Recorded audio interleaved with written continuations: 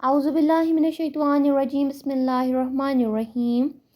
وَاسْتَعِینُوا بِالصَّبْرِ وَالصَّلَاةِ إِنَّهَا لَكَبِیرَةٌ إِلَّا عَلَى الْخَاشِعِینَ، اور صبر اور نماز سے مدد چاہو، اور بے شک نماز ضرور بھاری ہے مگر ان پر نہیں جو دل سے میری طرف جھکتے ہیں۔ سورہ فاتحہ میں بھی آیا ہے ایاک نعبد و ایاک نستعین، میری عبادت کرو اور میرے سے ہی مدد مانگو۔ مدد تو اللہ تعالیٰ سے ہی مانگی جائے گی، لیکن اس کے لیے 2 کنڈیشنز ہیں۔ نمبر 1، بالصبر، انسان کے لیے ضروری ہے کہ اس کے اندر تحمل ہو، ڈٹرمنیشن ہو، اپنے آپ کو روکے رکھنا صبر ہے۔ جو تکلیف آئے اس کو چپ کر کے جھیلنا صبر ہے۔ اس کی بھی آگے اقسام ہے۔ نمبر 1، صبر علی المصیبہ، کوئی تکلیف آئی ہے اس کو جھیلنا، برداشت کرنا، اللہ تعالیٰ سے شکوہ نہ کرنا، اور کوئی ایسی بات نہ کرنا کہ اللہ تعالیٰ کی گستاخی ہو جائے، بلکہ اللہ تعالیٰ سے دعا کرنا کہ یہ جو مصیبت آئی ہے اس کو خیر میں بدل دے۔ نمبر 2، صبر علی المعصیہ، روکنا اپنے آپ کو گناہ سے۔ نمبر 3، صبر علی الطاعہ، اطاعت پر صبر کرنا، یعنی اللہ تعالیٰ کی عبادت میں بھی اپنے اوپر صبر رکھنا۔ اللہ کی مدد حاصل کرنے کے لیے انسان میں ان تمام قسم کا صبر ہونا ضروری ہے، ورنہ اللہ کی مدد نہیں آئے گی۔ اپنا سب کچھ لگا دو تو ہی اللہ کی مدد آئے گی۔ دوسری شرط ہے نماز۔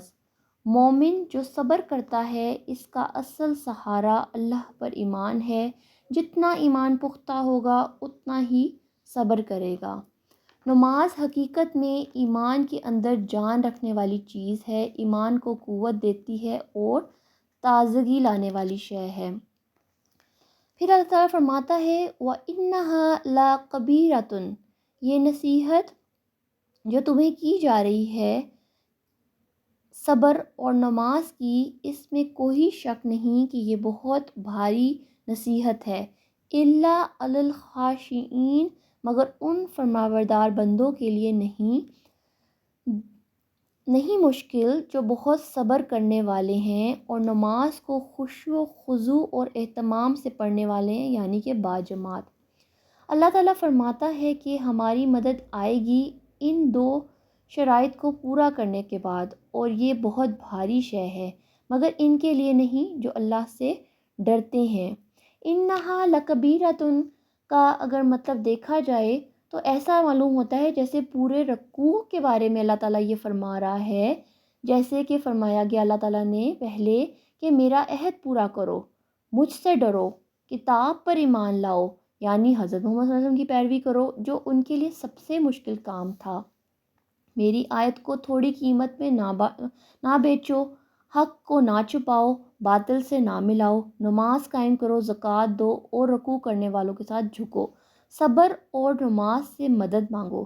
نماز پڑھنے سے اور صبر کرنے سے مال اور دنیا کی محبت کم ہو جاتی ہے، اور اللہ تعالیٰ فرماتا ہے کہ انہا لکبیرۃ، یہ بہت بھاری نصیحت ہے۔ ان سب پر عمل کرنا آسان کام نہیں ہے، لیکن ہمت کرو گے تو ہی اللہ کی مدد آئے گی۔